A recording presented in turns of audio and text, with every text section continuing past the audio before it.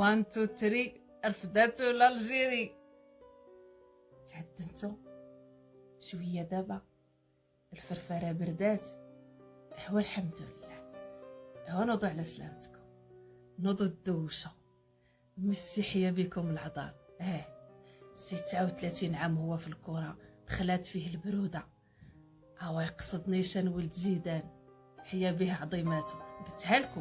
قلتها لكم ما تتسمعوش وعند بالكم راه كنضحك عليكم. قلت لكم هربوا راه الهروب رجله. هربوا راكم ماشي قد المغرب وما تقدوش ديروا داكشي اللي دار المغرب. ما سمعتوش. قلت لهم كتينا ما هربتوش سدوها.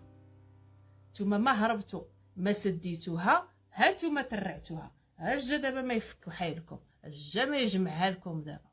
وهذا عا الاولى. عرفتي فاش كتحل الشبكه في الاول؟ دابا عا اللي جاي خشي. واقيلا لا شي مغربي ناض هز هذوك الفيديوهات اللي لاحتهم اللي لايحينهم الاعلام الجزائري وترجمهم بالاسبانيه ولاحهم الميسي يشوفهم عليها. شطحكم هاد الشطحه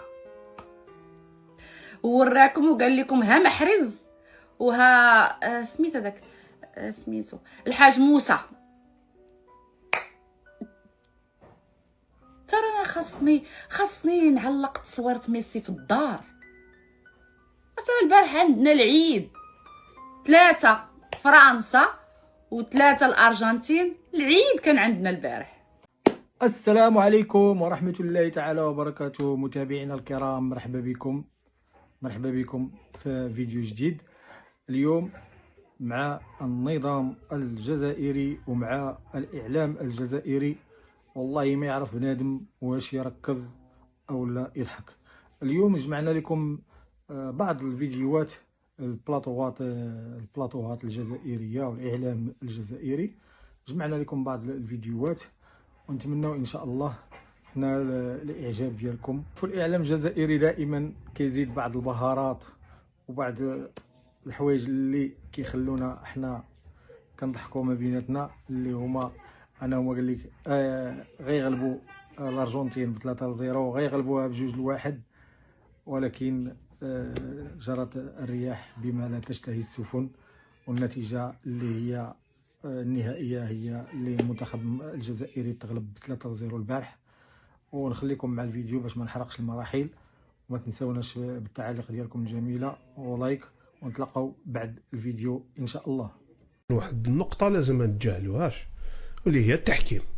اليوم التحكيم لعب دور كبير في شوف المستوى تاعنا باش ما نعاودوا نولوا المستوى. قبل ما نهضر المستوى كان كارثي، نهضروا ايضا على التحكيم اليوم يا اخي تكلمنا هنا في البلاطو. نعم. قلت لك باللي التحكيم الخوف، كل الخوف انه عباك جوار كيما ميسي مستحيل تخرج له انت بطاقه حمراء ولا صفراء لانه ميسي ولا كيفاه.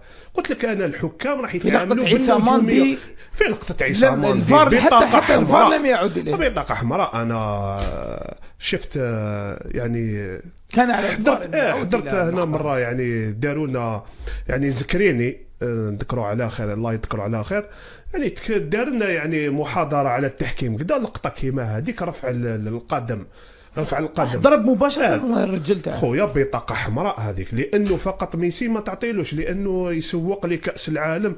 لا عيب والله. غير شوف لازم المنتخب الوطني يحتج على اللقطه هذيك. نزالة كرويه بل درس في الاخلاق ودرس في كره القدم لاعلام قادر يعوض انه يخصص وقته للكلام عن المنتخب الوطني والتحضير لكاس العالم في هدوء.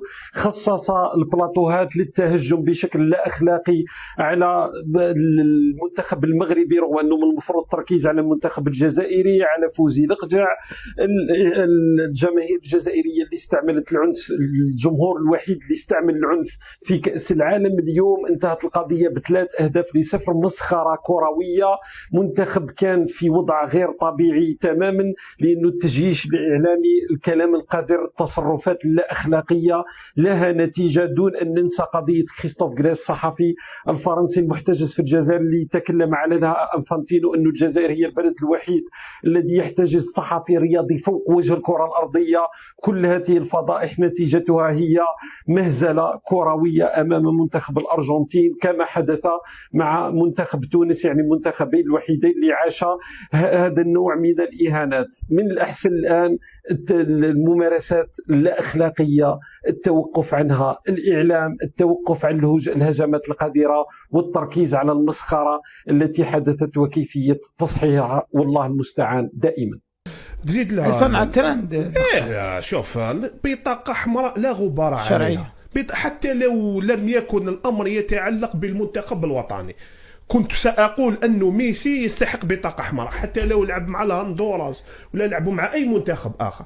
ميسي يستحق البطاقة الحمراء التما هذه. لازم باك بطولة كأس العالم خلاص ولات تاع التسويق، ولات تاع إشهارات إعلانات. عباك ملي ولات البوز، عباك ولات بوز كدا يديروا لك اعلانات كدا، خلاص دخلت في الترفيه. دوكا دخلنا في الترفيه، ابتعدنا عن كرة القدم، على الجمالية تاع كرة القدم. خلاص ولات شغل عبالك راحت الحاجة أخرى، يعني تاع تسويق، تاع تجارة، تاع كرة القدم ولات فيها بوز الإعلانات. وين صارت هذه؟ وين صارت؟